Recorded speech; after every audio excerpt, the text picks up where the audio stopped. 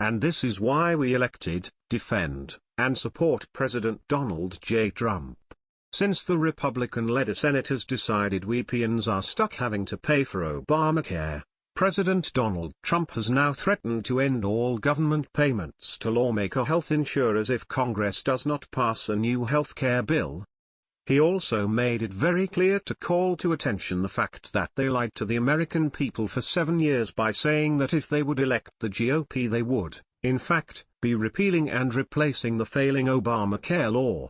This tweet came a day after Senate Republicans, led by Arizona Senator and our favorite traitor, failed to get the 51 votes which would have been enough to at least repeal parts of the Affordable Care Act. President Barack Obama's signature health care bill, commonly known as Obamacare, which is on the way to collapse, which would lead to the enactment of a single-payer European model of insurance where everyone's health insurance is subject to what the government feels is sufficient. Everyone except lawmakers, that is.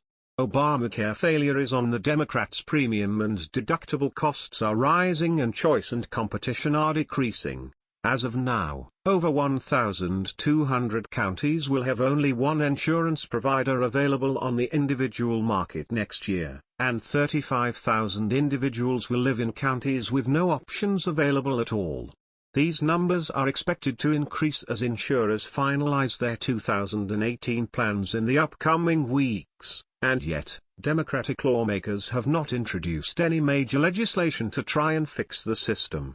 Senate Republicans are planning to vote on their version of the long-awaited health care replacement bill as early as next week. This is the latest development in the contentious process of dismantling the Affordable Care Act. The unveiling of the Better Care Reconciliation Act sets up another showdown of competing narratives. ACA supporters will accuse Republicans of cutting coverage and reducing benefits, and the GOP will point to a flawed system that is losing insurers and forcing double-digit premium increases on families across the country.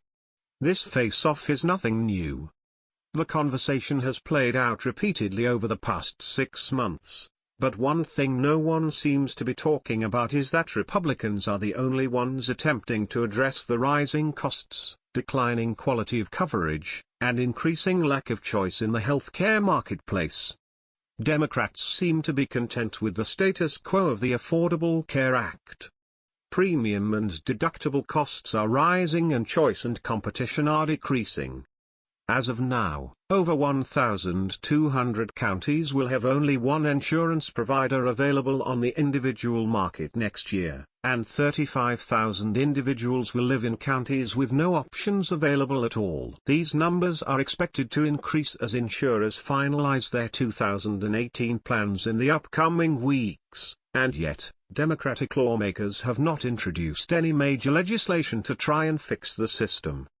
They have taken the easy way out, showboating and complaining instead of working on a solution to stabilize the health insurance market. Republicans should no longer let their colleagues across the aisle get a free pass on the health care reform discussion. They cannot assume that just because the ACA is unpopular with their conservative base, replacing it will be a political win for the party.